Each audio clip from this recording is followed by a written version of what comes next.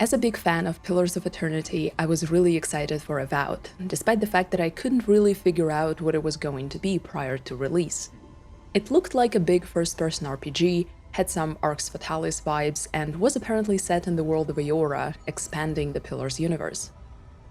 I played it on release, and I must say that Avowed is a solid action RPG that I enjoyed tremendously. During my 66 hours of play, it did not frustrate me even once, which is honestly shocking. Avowed certainly doesn't revolutionize the genre, and it's definitely not a life-changing experience, but I don't think every game needs to be that. And the fact that I had a great time playing it is enough for me to recommend it. Avowed is an action RPG, and it plays more like the Outer Worlds than anything else, which makes complete sense. There are no hard-locked classes in Avowed, multi-classing is encouraged and expected, as you can invest your talent points into the fighter, ranger, and wizard skill trees without any restrictions. Equipment has no requirements, which means that you can try out a new build or a new style of play whenever you feel like it. For a fairly modest price, you can get all your talent points back, and stats too, and shuffle them around if you want to switch gears. I changed specs several times throughout the game according to what I felt was most fun in that particular chapter. I spent the bulk of the game with a dagger in one hand and a grimoire in the other. A bow was my second weapon set. Towards the end of the game, I got a super powerful arquebus that alerted all enemies in the vicinity when fired, but hit like an absolute truck, so I reinvested my talents to accommodate my latest love for the arquebus.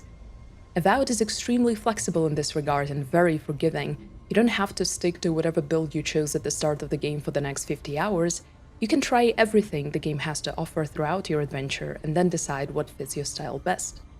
Narratively, the story of Avowed picks up after Pillars of Eternity Deadfire, although I wouldn't say it is a direct continuation of any sort. I would say, however, that you're likely to enjoy Avowed more if you have played and loved Pillars of Eternity like I did. Playing both Pillars is certainly not a requirement though. It's completely possible to enjoy the game without any prior knowledge, especially considering that various characters fill you in on the details of what transpired in Pillars when it's relevant to the story. It just felt super awesome to know all the references, factions, recognize recurring characters, and somehow still remember the details of Deathfire politics without extensive reading of books, notes, and dialogues.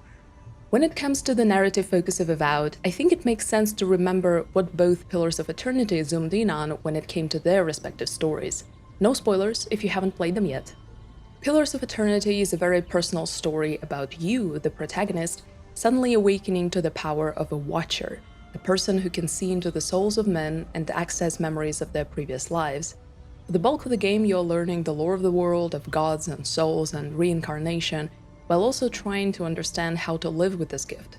Simultaneously, you and your party of random but very interesting characters try to investigate the Hollowborn plague, babies born without a soul, just empty husks.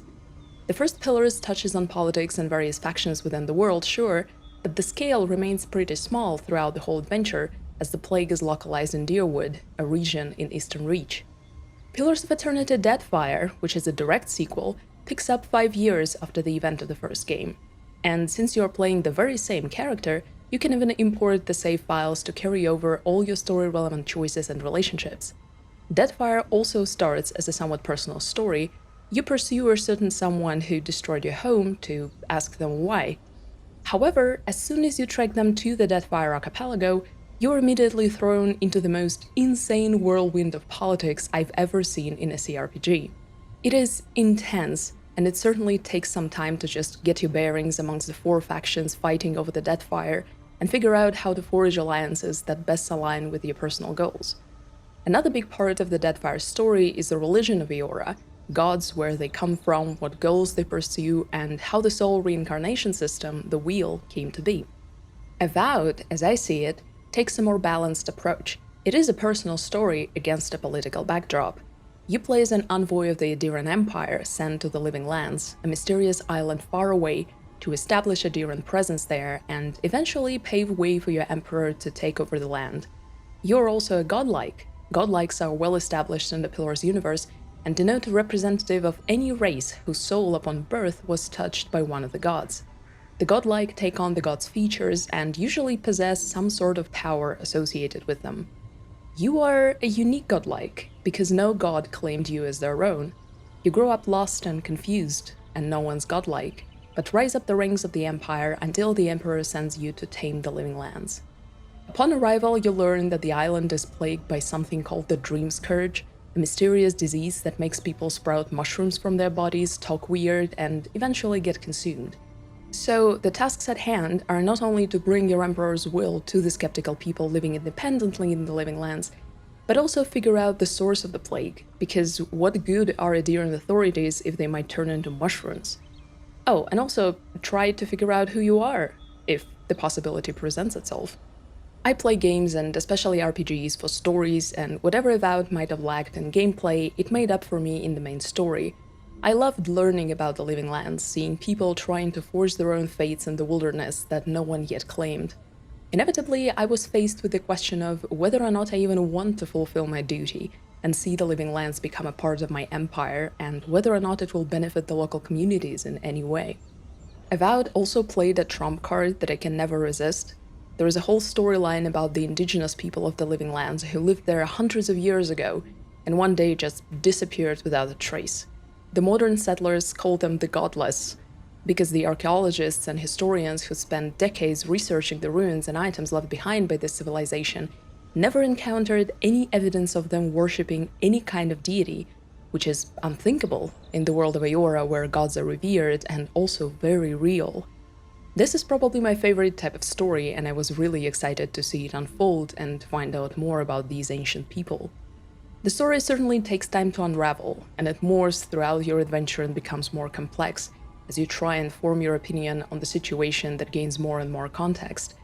Honestly, I think the story is very unique. I won't spoil anything beyond that, but I'm sure that among all the stories about the Chosen Ones and vengeful gods and uprooting the order of the world and whatever else I have played, I have never played a storyline quite like this one. I also like that Avowed puts you in a position of authority, which is quite rare in RPGs in general. You are either a no-name prison escapee of some sort, or you have a background but people hate you for it, or at least do not respect you very much. In Avowed, you are the envoy of Adir, and whether people like you because you represent change and the possibility to finally end the turmoil, or dislike you because you're introducing law and order that almost all people here purposefully escaped years ago, you've got power. And you have to make story-relevant choices every chapter. And most times, these choices absolutely suck. I remember just leaving my desk and pacing around the room when presented with such a choice in one of the chapters, because both options were horrible and I basically was trying to figure out which one was the lesser evil. I hated it. It was amazing. In Avowed, you can have up to 2 companions in your party out of 4 available. They're all very different and have their own stories, motivations, and most importantly, opinions. They will comment on the situations during dialogues, and you will be able to ask for their counsel if there is a choice to make. However, make no mistake, there is no pleasing everyone. Whatever choice you make, there will always be a member or 2 in your party who will hate it, and they will pull you to the side in camp to tell you what they think about you, and about the situation, and about the Empire, and everything else. Avowed doesn't have a relationship scale or any stats that you can actually ruin by repeatedly choosing options that a certain character would hate, but in the moment, it still hurts. To be honest, even though I found companion interaction really sweet and listening to them talk to one another at camp unprompted was one of my favorite things, I'm not terribly impressed with this aspect overall. But then again, after playing Metaphori Fantasio, the bar I have for companion quests and interactions is so incredibly high, I'm not even sure how to judge it now in other games. I found the exploration in Avowed to be creatively done, although it takes time to notice its uniqueness. The minimap objectively sucks, and the map has no pins available, so I spent a lot of time just looking at the map, trying to stay my course. It's honestly wild that there are no pins, but according to Obsidian's recent roadmap, the game will get them sometime during summer. At least the players who join later will enjoy them. However, what the minimap does show you are the various crafting ingredients: mushrooms, berries, and plants, and corpses. You might think it's a little bizarre, but it's actually genius. Every time I tried to get to a corpse or a plant marked on the minimap, 80% of the time I ended up discovering a hidden passage, a cave, a grotto, a little overgrown nook that I needed to burn through, a ledge or a cliffside that I never would have noticed otherwise. At first glance, the architecture of the levels in Avowed is nothing to write home about, but if you zoom in and intentionally look around and pursue those minimap markers, it will definitely become something to write about, just like I'm doing right now. I vacuumed clean every chapter just because I loved getting into hidden places. Of course, there is plenty of treasure to discover too, but I honestly enjoyed the process more than the reward. And this style of exploration also works great with their ability to parkour. Instead of the usual abundance of loot and unique items you can find in chests or after defeating enemies, Avowed experiments with upgrading basic items to their more advanced versions throughout the game. Of course, there are unique legendary weapons with cool names, but they are not particularly numerous and are fairly hard to come by. Instead, you buy a basic dagger, a bow, or a set of leather armor, and then upgrade it in camp using materials you found in the wilderness, taking it through multiple tiers, 3 stages each. Basic weapons and armor can be upgraded all the way to superb quality, while unique items can be taken all the way to legendary. This decision is certainly controversial because the most frequent reward you get is a bunch of upgrade materials, which is not really encouraging at first, but I enjoyed this change. First of all, upgrading weapons and armor does make an instant difference to your attack or defense, and second of all, it means that if I enjoy my special dagger from Act 1, I don't have to part ways with it in Act 2 because it's no longer strong enough. I can just upgrade it and continue using it. Of course, unique equipment that you find in later chapters is stronger than the items from earlier in the game, but I won't say that the difference is so huge you need to abandon your favorite bow. Oh, and you can stick the outer appearance of any armor on any armor you wear, which is really neat. I found a set of armor that had really good stats for my style of play, but I didn't like how it looked, so I just transferred the look of the armor that I liked onto it. Upon release, Avowed certainly received some criticism, so let's briefly discuss 2 points that caught my attention. Hilariously enough, they are so incredibly subjective that if I hadn't decided to play Avowed way before its release, they would have become selling points for me. Number 1. You can't kill wildlife. You sure can't. The wildlife in the Living Lands is immortal, and I think it's great. Animals are absolutely everywhere, as expected from the lush, overgrown Living Lands, and if they could die, it would have discouraged me from using AoE spells. And AoE spells are one of the most fun and impressive parts of the game's combat. I usually do not have a desire to kill wildlife in any game, unless I have a quest or it's a survival thing, so the fact that the boars and birds are all immortal not only didn't bother me, but I consider it to be a plus. Another criticism stemming from their invincibility was that you can skin wildlife and craft stuff out of their parts. Well, this is a bit much. It's an RPG and not a survival game. And even though many representatives of the genre do include this type of crafting system, I don't see it as any sort of requirement. In my opinion, the problem of Avowed's wildlife is not that you can't kill it, but that it moves in 10 FPS for some perplexing reason. That's what we need to bring to the developer's attention, not the fact that you can't skin a boar. Number 2. Cities are boring and there aren't many of them. Every chapter of Avowed features one city or some sort of settlement where you go to check the bounty board for your main and side quests and the story. They're fairly small, it's true, but I personally consider it a big plus. It just so happens that I do not like city exploration in RPGs whatsoever, and I never have. It's exhausting and overwhelming for me to talk to 20 people in a row, just like in real life, get a whole bunch of quests, make sure that I have sufficiently explored everything and didn't miss a block or something. I just don't like it, and I usually try to leave as soon as possible because I'm here to explore the wilderness, get lost in the woods, climb a mountain, not get stuck in a tavern for an hour, although sometimes I do like to wander around and see what people are up to. I understand how to someone who loves city exploration Avowed might not be up to par, but it's just as subjective as my point of view. Besides, I think smaller and fewer cities are actually lore accurate. The Living Lands are inhabited by groups of misfits who never found their place in the mainlands, so they fled to the island in search of new beginnings. They are numerous, but they are settlers who just build whatever they can so that their society functions. In a couple hundred years, maybe there will be a couple of bustling cities, but it would be weird to have them now. But of course, all the love that I have for Avowed does not at all blind me when it comes to the game's flaws. My biggest criticism for Avowed lies with the companions and their quests. If you've been following me for some time, you might know that I play party-based RPGs also for forging relationships with companions and exploring their stories. It's a big priority for me. Unfortunately, the pacing of companions' quests is incredibly inconsistent. Only Kai, your first companion, has a really fleshed out story and something to do in each chapter.